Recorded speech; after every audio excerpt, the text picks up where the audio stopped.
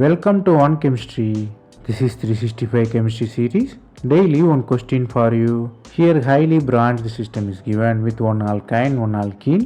The alkene in the trans form, you are using palladium and barium sulfate, which is Lindlar's catalyst. You have to find whether the given product is chiral or not. You have to imagine the molecule that whether chiral carbon is formed or not.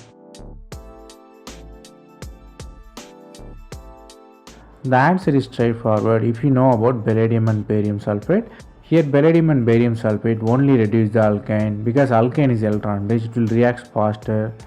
At the same time the alkene won't react because palladium is poisoned by barium sulfate and carbon, so it won't react with the double bond, so only triple bond get reduced. The important thing is the triple bond reduced to the cis form, not the trans form.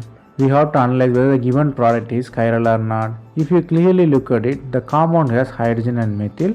Other two are same, only differ in the stereochemistry. According to the IUPAC, both are not same, they differ in the stereochemistry, so the compound is definitely chiral here.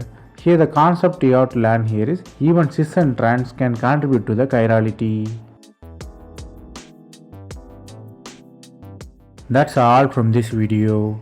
Thanks for watching.